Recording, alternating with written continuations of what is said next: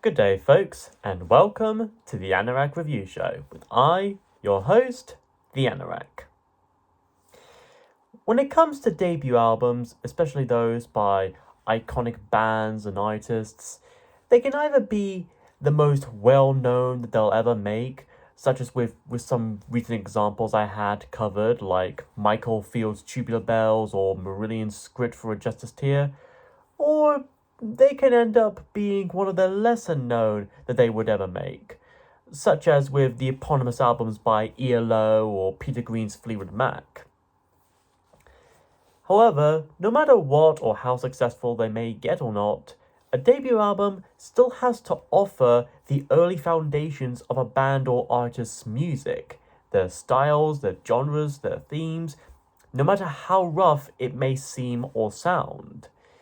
And more often than not, they do so, planting the seeds which would someday grow and bloom into the big icons that we would all remember and love even today. And this is certainly the case with the beloved band of rhapsodic bohemians, simply known as Queen. I've talked about Queen quite on occasion, such as with my reviews of A Day at the Races, News of the World, and Hot Space. So I figured I'd go all the way back this time, especially with its 50th anniversary last month. To give a little brief backstory, or at least as brief as I possibly could, back in the very late 60s, the group that we would come to know as Queen actually started out as a somewhat different band, simply called Smile, consisting of guitarist Brian May, drummer Roger Taylor, and lead singer and bassist Tim Staffel. By 1970, impressed by the band, Farrokh Bulsara, I apologize if I butchered the name, asked if he could join as a member, to which they agreed. However, Tim soon parted ways in pursuit of joining other bands, as well as being a model maker, working in stuff such as the BBC adaptation of Hitchhiker's Guide to the Galaxy, and even Thomas the Tank Engine and Friends. Plus, it seems he's still on good terms with the surviving Queen members anyway, even helping in re-recording a particular song that I'll get into very soon here for the film Bohemian Rhapsody. Anyway, so after Farrokh changed his name to Freddie Mercury, probably for the best because it's easier to pronounce, and after having three brief bassists, the fourth and final member, John Deacon, eventually joined by 1971. And as they say, the rest would be history. So let's jump into Queen's 1973 eponymous debut album, Queen. The cover is quite grandiose in its simplicity. It may not be as iconic as later album artworks, but it certainly deserves just as much recognition. Featuring whom I presume to be a very highlighted Freddie, bathed under these intense spotlights. This was based on a photo taken by Douglas Pudderfoot, or Pudderfoot, again, surnames are kind of hard to pronounce, during an early Queen concert at the Marquee Club in London, which sadly I don't think exists anymore, back in around December 1972. I also like the Queen logo here. Definitely has that regal look to it, elegant yet sharp, which certainly fits the music itself. Last thing to mention is that on the back cover, among all the credits and everything, is this little saying, if the camera can focus on it right, which it says, "And nobody played synthesizer." Obviously true, since no electronic synths were used even once in any of the songs in his record. But speaking of which, let's actually get into the music itself and see if it still holds up after 50 years. We begin the album with Keep Yourself Alive, and fittingly enough, the very first song of their very first record also happens to be their very first single. So, as you can imagine and expect, you'd think they would offer up a very good Fred impression. And they don't here. Nah, just kidding. They actually do. Really do, in fact. And being written by Brian May himself, this is certainly off to a good start with that shredding guitar riff, along with Roger's thrashing drums and John's bass. And of course, there's Freddie's already distinctive and recognizable voice gracing our ears with his immortal glory, from the very first note he sings all the way through to the end. The lyrics in question seem to entail about the troubles that may come along the way, how we all grow at least a little bit wise every day, and if we could cross 1,000,000 rivers and ride 1,000,000 miles, we'd still be where we started. The catchy chorus itself makes it quite clear. Keeping yourself alive. It'll take all your time and money just to survive and be all around satisfied. In a way, Queen could well be predicting all the hardships they, or any band for that matter, might face in the many years to come, while still keeping up their confidence and stride. Then we get to that sweet drum solo from Roger, pumping us on with more excitement, immediately followed up by, of course, what else but possibly the first of so many guitar solos from Brian. So, most if not all the things we'd come to associate with Queen and what made the band so unique and memorable is all summed up here. Freddie's hardcore and almost rebellious singing, Brian's layers of guitars, the use of backing vocals, and so on. All that can be traced back into this track here. It may not be as successful as later singles, but it certainly was impactful nonetheless. Next is Doing Alright. Not doing it right, doing all right. Written not only by Brian May again, but also by Tim Stafel, back during the Smile days before finally being made for this album. The simple and clean ballad begins with a piano played by Brian, which is interesting since when it comes to songs by Queen that primarily feature piano, such as Bohemian Rhapsody, Killer Queen, or We Are the Champions, it'd usually be Freddie who would play such piano. But he still sings anyway, this time about his life being in ruin yesterday. But now today, he knows what he's doing. Having a feeling that he should be doing alright, likely saying that even if you have like one bad day or so, chances are good that the next day could and can at least be better. It's a simple yet optimistic message.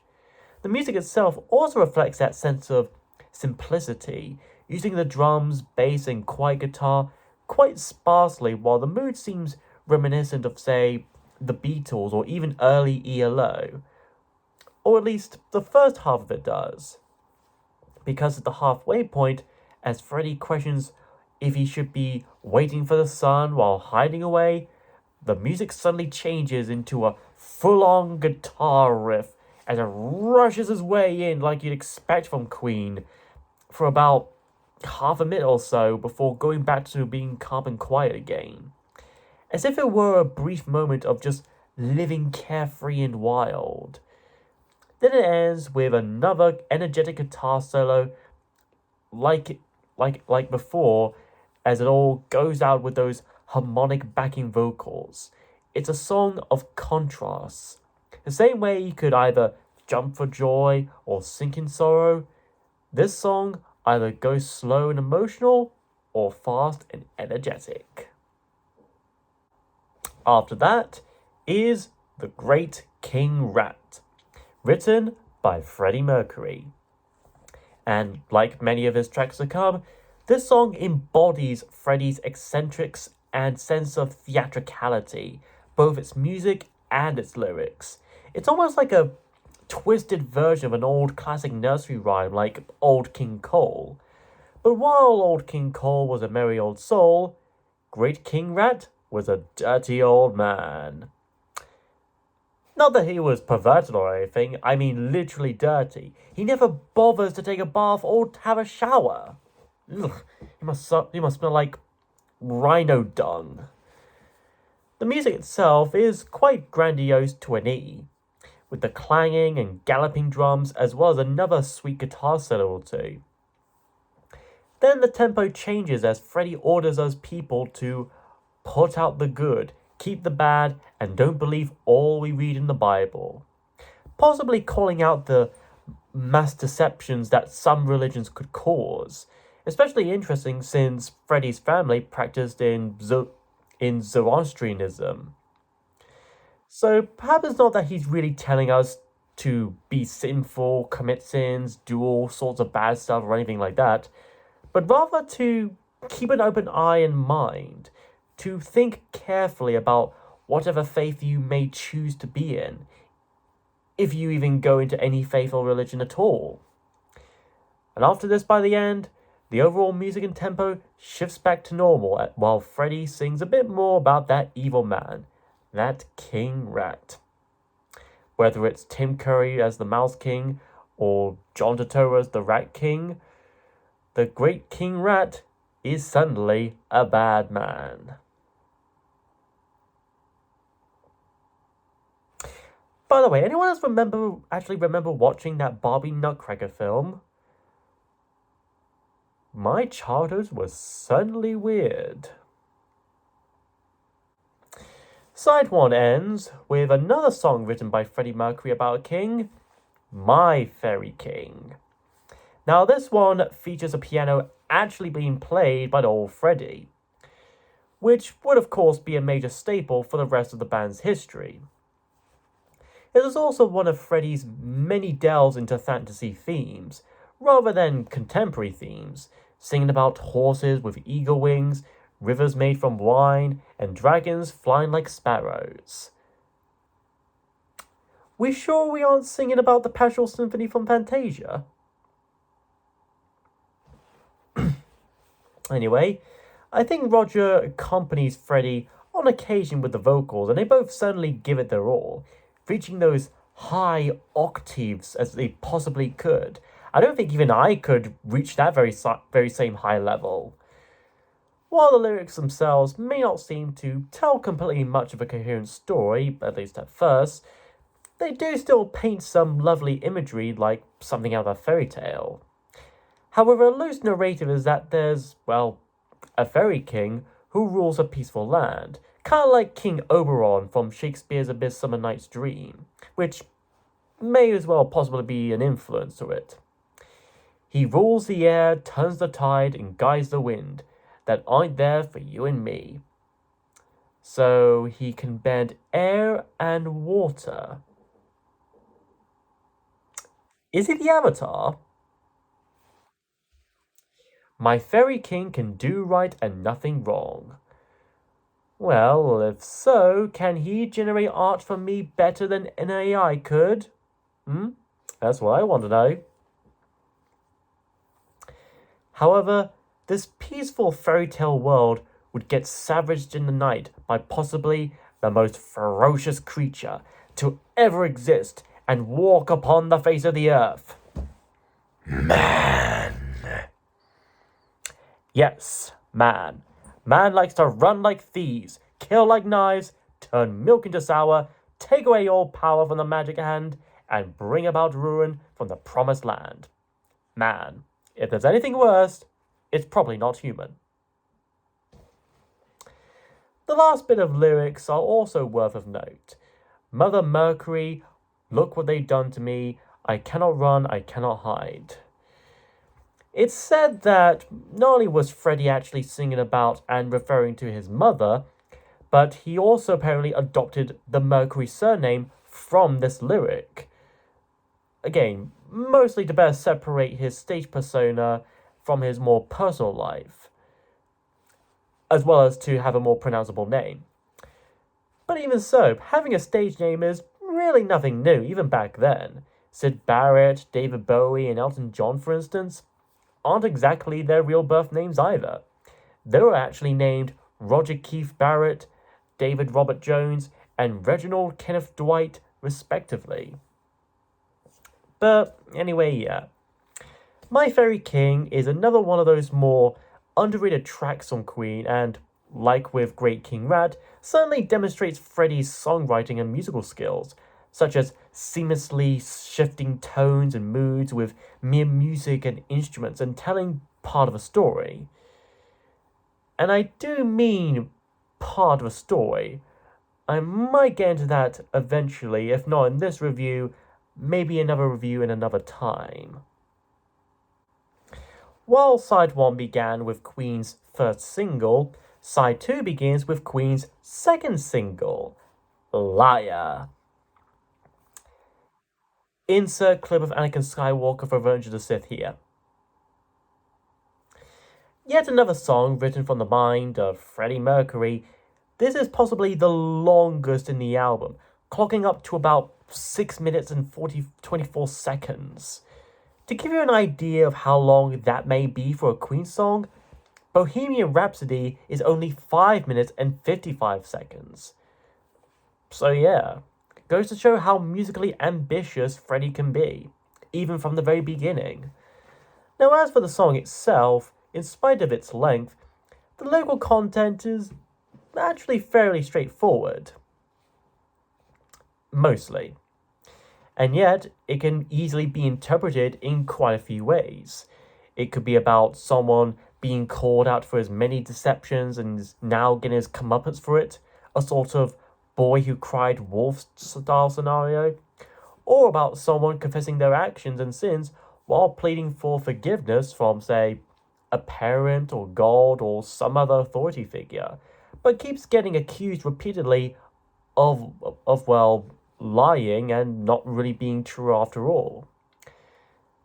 And boy, anytime those backing vocals from Roger Taylor and Brian May sing that simple word of liar with such striking tones are certainly the most memorable things you'll pick up from this song here.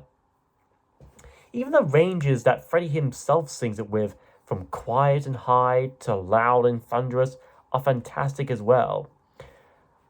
Almost as thunderous as the music itself overall, with Roger's use of a tambourine and cowbell, and more of Brian's always brilliant solos, both of which seem to have some sort of flanging effect to them. Freddie himself seems to also play a Hammond organ, though unless you're listening real good with headphones, it's likely to be buried under Brian's overpowering guitars and John Deacon's bass as well. Perhaps if they offered a little bit of spare time during the instrumental bits to let Freddie have a go at playing a solo on the organ, it would help this stand out just a little bit more. But as is, it's a thrilling and rocking good song, and it still definitely has that classic and recognizable Queen song atmosphere to it. Next is The Night Comes Down, another song written by Brian May, starting off with a nice acoustic guitar and a rising cymbal sound. This certainly has a bit of an early Floyd Genesis vibe to it. The track seems to be about looking back at a brief moment in childhood and feeling the loss of it. When I was young, it came to me, and I could see the sun breaking. I mean, I'm pretty sure I saw some pretty big chips in that sun that got me worried. We should really get some glue for that sun. Lucy was high, and so was I, dazzling, holding the world inside. That's probably the second time in a row I found a reference to the Beatles song Lucy in the Sky with Diamonds in an early obscure song by another iconic band. Did I start a new theme month or something? In the harmonically vocalized chorus, the night soon comes down, or rather, the sun goes down and the night comes up. And Freddie, or rather Brian, gets afraid of losing his way, likely using the night to represent the approaching reality and inevitable adulthood, and how he might end up getting lost and without direction. In the second and only other verse in the song, Freddie goes on about the black and the white distinctively colouring, and now all the world is great to him. As if what seemed to be a very simple, naive, and childlike world actually turned out to be rather ambiguous and complicated. No one and nothing is completely good or completely bad. Everything and everyone are all full of moral greys, which is quite true without a doubt the more we think about it even today. Not just the things and people around us, but even ourselves as well. But even still, we can all still try to make the best of ourselves, and more often than not, most of us still do. The ending actually kind of gives off this kind of feeling as well, with that returning acoustic guitar and drums rolling together into a satisfying enough ending. It's a pretty solemn that song that certainly feels like a very peaceful dream that you wouldn't want to leave anytime soon. And chances are, you wouldn't want to forget this song anytime soon either. Afterwards is Modern Times Rock and Roll, the only song in the album to be written and sung by Roger Taylor. And this is where it might actually get really good again. As you might imagine from the title, it's a very modern rock and roll piece with high energy and fast-paced excitement perfectly embodied in the drums, guitars, and even Roger's own vocals. It almost feels and sounds like something out of Led Zeppelin or even proto-punk. The lyrics themselves seem to pretty much sum up a lot of the things you might associate with the old-school rock and roll scene of the time. Jukeboxes blowing no fuse, high-heel guitar boots, some groovy clothes, a hairpiece on your chest, a ring through your nose, and so on. I'll say, though, that it is a very, very, very long song, at about a minute and 48 seconds, not even past 2 minutes. That said, though, it's impressive that Roger managed to cram so much lyrics into this short piece, even allowing a bit of time for Brian to play yet another groovy guitar solo of his.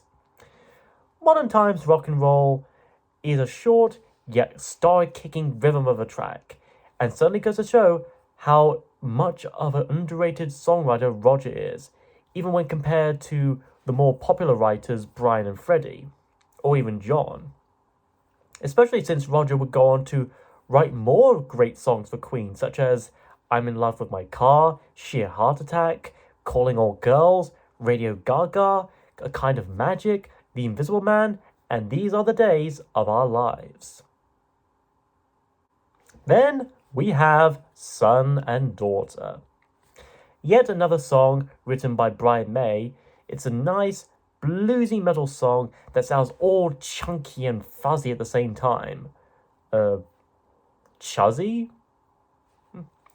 While also poking fun at gender roles and expectations. Trying to be a son and a daughter rolled into one. Being expected to buckle down and shovel, well, let's just say this is one of the few Queen songs to feature a swear word.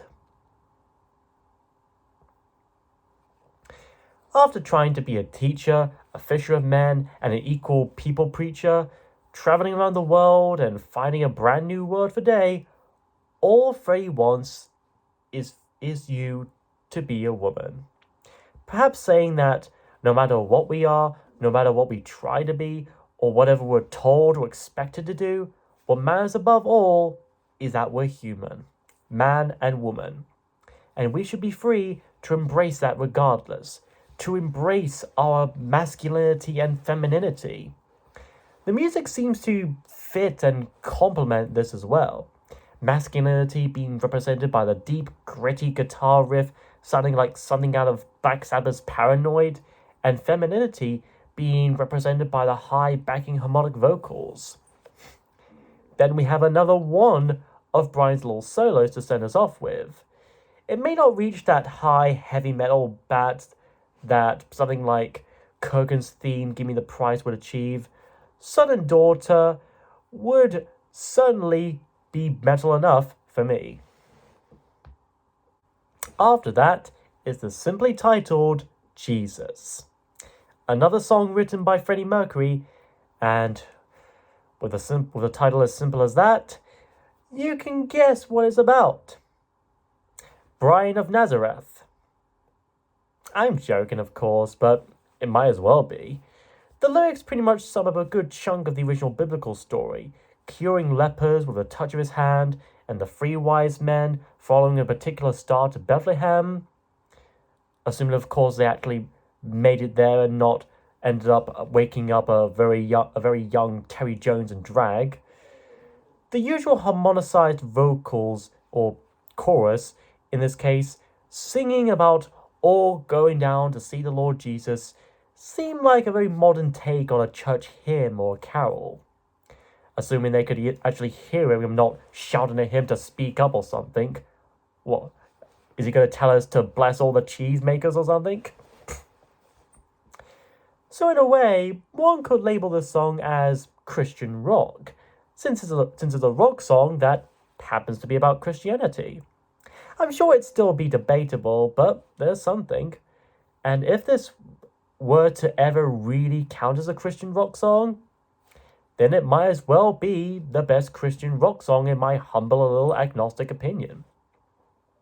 No doubt partially thanks to the awesome instrumental break in which Brian rocks off as you may expect at this point. But hey, how can anyone go wrong with that? Especially when said instrumental section takes up like nearly half of the whole track. One tiny little nitpick would be that while it does end with another repeated verse and chorus in the last 30 seconds, it does rather stop abruptly once the chorus finishes and just kind of echoes off and that's it. Perhaps a little bit of like extra conclusive music would have helped in giving this a more fulfilling note to go out on with. But aside from that, Queen's Jesus is a simple and fun Christian rock tune that I would probably sing any time of the day, even if I was in any way religious. Now, if only they get to play this at Sunday service, I would actually attend church more often. But wishful thinking, I suppose. And so, our album ends with 7 Seas of Rye. Or rather, a short instrumental version of it. Yeah, this is kind of more or less a half-finished song. They only competed it this much for this album's release. The proper full final version with lyrics and everything would indeed be featured in the next album, Queen 2. So in a way, this version in this first album could act as a sort of teaser for said next album, especially how it's placed at the very end. Boy, they must have been that confident that they believed a second album would be guaranteed. But then again, it would eventually indeed be guaranteed, with the bigger and better things that would come to follow.